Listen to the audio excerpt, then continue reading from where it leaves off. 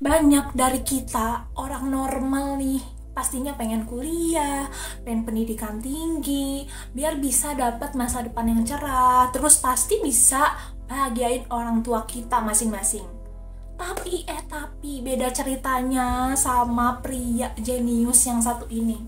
Karena dulu tuh sempat viral ya, dia tuh saking jeniusnya, dia disebut sebagai anak ajaib. Tapi si anak ajaib ini setelah udah gedenya dia tuh malah mimpi jadi pengangguran biar bisa balas dendam ke orang tuanya. Loh, kok bisa gitu? Penasaran? Penasaran? Ayo kita langsung bahas di video yang satu ini. Tanpa lama-lama, langsung cus kita bahas. Zhang Xinyang, pria Cina kelahiran 1995 ini dulu sempat viral dan menyandang gelar si anak ajaib. Gimana nggak disebut anak ajaib, gengs? Dia tuh waktu umur yang masih muda banget, di umur 16 tahun, dia tuh udah bisa lanjut studi S3. Ya bayangin, kita aja yang orang normal ya 16 tahun tuh biasanya kan baru masuk SMA gitu ya, baru mau masuk. Atau misalnya kalau mau S3 tuh paling banter ya, normal-normalnya tuh di umur 24 tahun lah baru masuk S3. Dan itu tuh tanpa ada masa jeda gitu, dan dia tuh di umur 16 tahun. Ya pantas aja lah dia nyandang gelar si anak ajaib, iya gak sih? Zhang Xinyang tuh saking jeniusnya, dia itu kuliah S1 di umur 10 tahun. Terus di 3 tahun kemudian dia mulai masuk S2, dan pada tahun 2011 di umurnya yang genap 16 tahun dia tuh mulai masuk pendidikan S3-nya jurusan matematika terapan di Beihang University, sebuah kampus bergengsi yang ada di Beijing.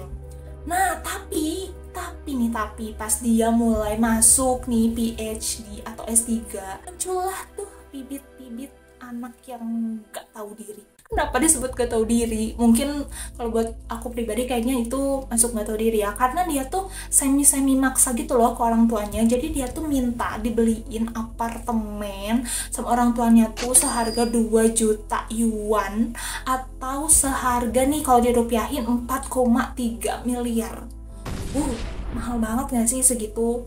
Nah terus kalau misalnya orang tuanya tuh nggak mau ngebeliin di apartemen, dia tuh nggak mau melanjutkan tawaran PhD-nya dan juga bakal ngelepasin gelar masternya atau gelar S2-nya gitu. Jadi ya orang tuanya mau nggak mau kayak ya udahlah turutin aja gitu. Dan dia tuh kayak berpikiran orang-orang yang punya apartemen, terus punya pekerjaan yang baik, sama terdaftar sebagai penduduk kota itu adalah ciri-ciri orang yang bakal sukses gitu. Jadinya dia maksa banget nih pengen dibeliin apartemen sama orang tuanya gitu, gengs. Jadilah tuh si apartemen buat si Zhang Xinyang. Tapi ternyata orang tuanya Zhang Xinyang itu nggak benar-benar ngebeliin apartemen itu buat dia. Tapi sebenarnya mereka itu cuma nyewain apartemennya buat si Zhang Xinyang biar dia tuh kayak luluh dan pengen lanjutin S3-nya gitu karena si apartemen itu. Dan tapi setelah ceritanya nih kayak dibeliin apartemen itu, dia tuh emang bener-bener ngelanjutin PhD-nya dia dan berhasil lulus di tahun 2019. Setelah dia tuh lulus, dia tuh sebenarnya nggak jadi pengangguran gitu loh guys. Jadi dia tuh punya pekerjaan jadi dosen part-time di Universitas Ningxia. Dan dia tuh tapi cuma bertahan selama 2 tahun aja. Dan singkat cerita setelah resign dia tuh terlibat beberapa proyek penelitian terutama di bidang pendidikan nih sama teman-temannya gitu. Tapi dari proyek itu dia tuh nggak 100% mulus gitu ya si proyeknya. Pasti ada aja kayak kegagalan, terus kayak nggak mulus gitu. Jadinya dia tuh sebenarnya nggak cepet nyerah. Dia tuh emang gabung juga di beberapa proyek penelitian lain, terus nyoba-nyoba sendiri proyek penelitian, tapi ternyata di akhir dia tuh emang gagal. Dan akhirnya dia tuh ya udahlah nyerah aja gitu, karena kayaknya udah secapek itu deh banyak proyek tapi gagal terus gitu. Jadi seperti yang aku bilang tadi gengs, karena dia tuh gagal di beberapa proyek penelitian, jadi pada akhirnya dia tuh menyerah dengan situasi tersebut, dan jadinya dia tuh benar-benar kehilangan uang, terus kehilangan kerjaan tetap, jadinya ya udah aka jadi pengangguran gitu. Dan lucunya nih, ada hal yang lucu. Jadi lama-kelamaan si Zhang Xinyang ini tahu gitu ya, ternyata orang tuanya tuh dulu nggak bener-bener ngebeliin dia apartemen itu gitu waktu dia PhD yang tadi kan gitu. Jadinya dia tuh ngerasa orang tuanya tuh punya hutang ke dia gitu. Ya hutangnya tuh hutang apartemen itu gitu, yang harusnya dia dibeliin tapi malah enggak gitu ternyata. Jadinya si orang tuanya harus menanggung biaya hidup dia, dan posisi dia tuh lagi pengangguran gitu. Jadi kayak timbal baliknya gitu loh. Jadi dia tuh kayak nggak mau nyari kerja tetap lagi karena ada ceritanya hutang apartemen itu si orang tuanya.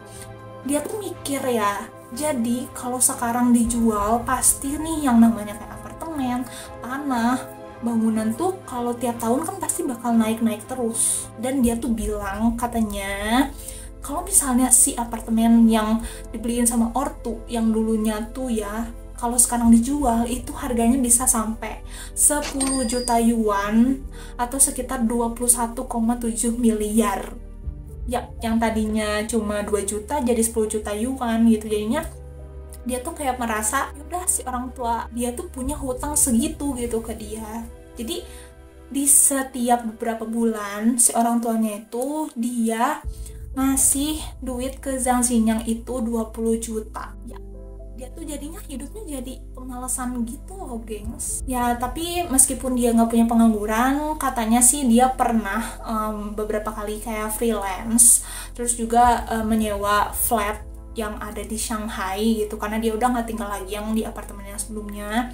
Terus dia tuh nggak niat buat cari pekerjaan yang tetap karena ya itu, karena udah biaya hidupnya ditanggung gitu loh sama orang tuanya dia. Jadi balas dendamnya itu kayak ya udah, karena orang tua berhutang sama aku nih, jadi ya harus bayar tiap bulannya gitu ke aku buat biaya kehidupan gitu. Agak disayangkan ya, kan dulunya dia orang jenius, tapi padahal hasil dia tuh malah mikir pengen jadi pengangguran aja karena enak gitu dibiayain sama orang tua yang notabene katanya berhutang sama dia gitu.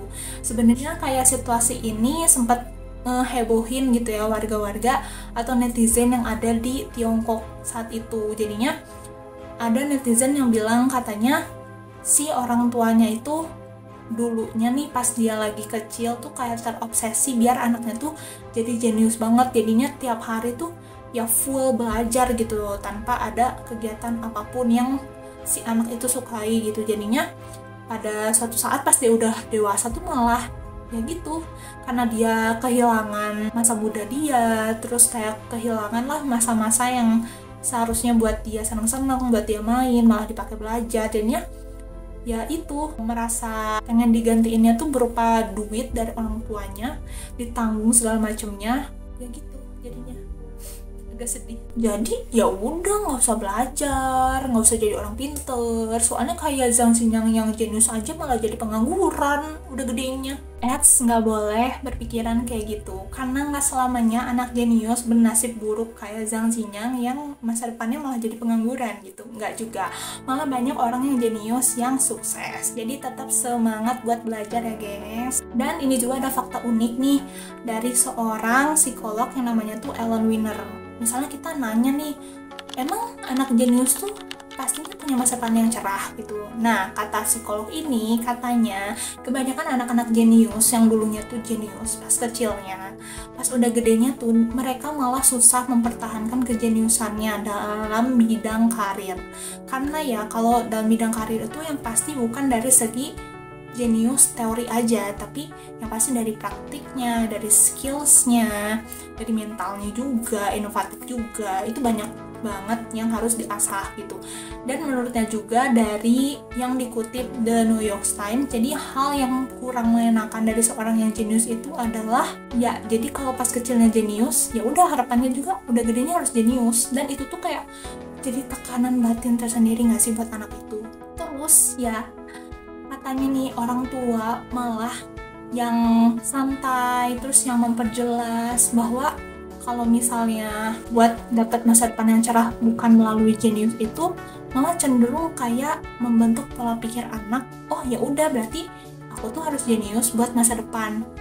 kebalikan nih sama orang-orang tua yang terobsesi anaknya tuh dan didorong terus-terusan buat belajar, buat dapet ini itu. Jadi mereka tuh nganggepnya jadi anak jenius tuh jadi kutukan gitu loh.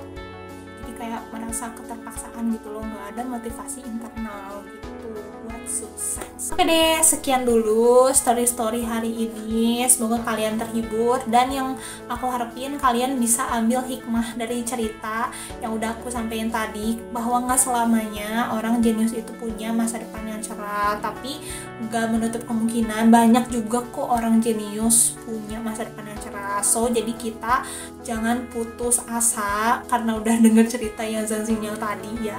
Tetap harus semangat belajar, semangat kerja, dan semangat aktivitas lainnya. Oke, sampai ketemu di next video aku yang lainnya. Dadah!